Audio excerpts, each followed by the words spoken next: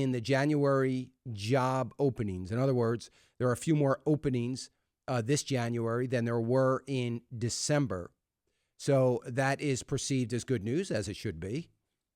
And that may have something to do with it. Also, crude oil futures rally.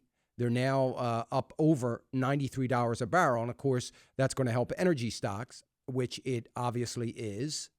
And that would be another reason. None of it has anything to do with the economy. It all only has something to do with the market. Chevron, 20% production growth by 2017. Let me tell you something. If Chevron increases production by 20% by 2017, we already know that all the oil companies involved in the Texas find and in North Dakota, the oil and natural gas production continuing to increase. I'm sorry, but the way I'm figuring it, 2017, we can say goodbye to the Arabs. The question is, do we have a will to do that? And if we don't have the will to do that, why don't we have the will to do that? I would love the answer on that. I would love the answer from politicians and lobbyists as to why we don't have the will to do that. I think I know the answer, but I'd love to hear it from them. So the National Federation of Independent Businesses on Tuesday said that small business confidence index edged up. Good news, right? 1.9%.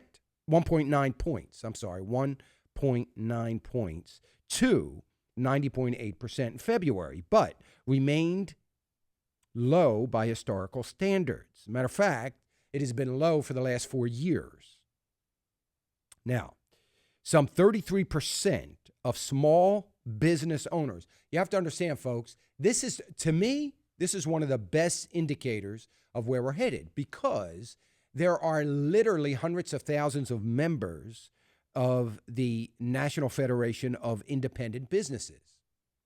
And this out by Bill Dunkelberg, who is the chief economist for the NFIB. So it says that 33% of those, now they're surveyed every month, by the way, 33% of small business owners said sales were lower in the past 3 months compared to the prior 3 months.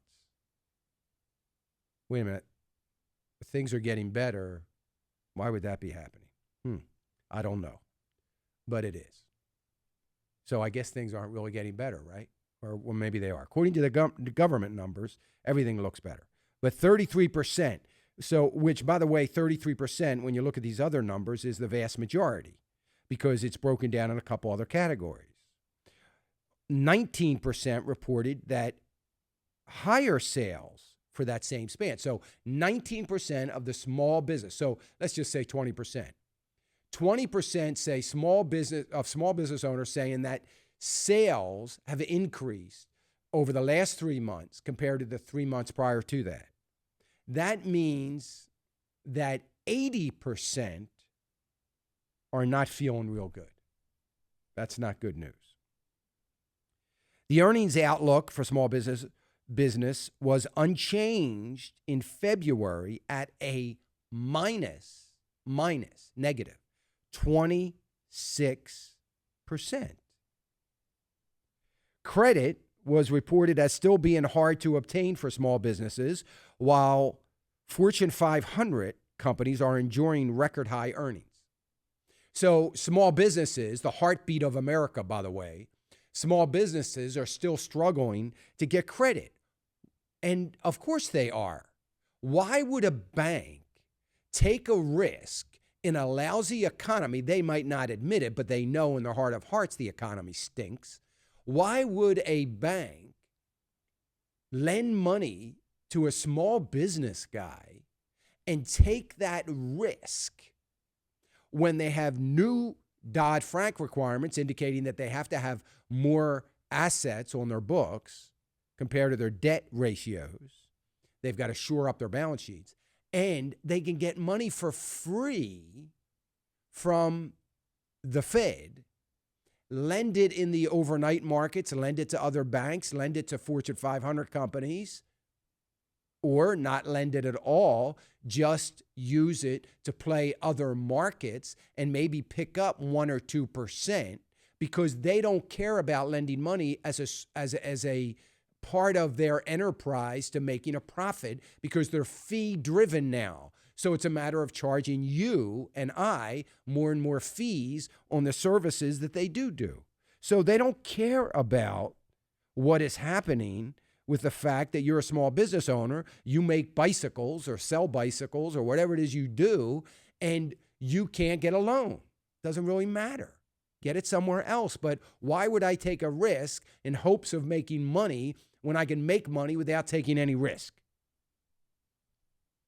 I'm not defending the banks. What I'm saying is, can you blame them?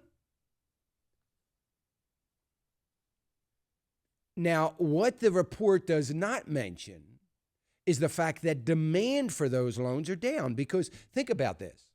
So you're a small business owner, 33% of small business owners saying sales are lower over the last 3 months to the prior 3 months before that, which means they're trending downward, right? They're not doing as well. They're trending in a downward momentum. So do they really want a loan? Because over the last 4 or 5 years, small businesses and Fortune 500 businesses alike have been deleveraging, trying to get out of debt. So in an uncertain economy, uncertain sales environment, is it wise to take on loans? So the demand for these loans is down, but those that are trying to get loans are having more and more difficulty. So that's what it says. It's a very interesting report. It's a very telling report, and it's one that we've got to continue to watch and follow. 888-589-8840. 888-589-8840. It looks like all the major indices will be positive in just a matter of a few minutes. The Nasdaq's off its lows. It's still in negative territory. The Dow's positive. The S&P's positive.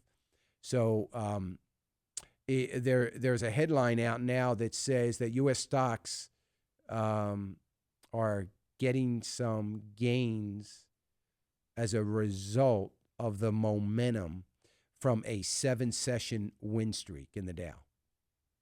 Okay, well, that's good. I'll be happy when we see momentum coming from the idea that the economy is getting stronger.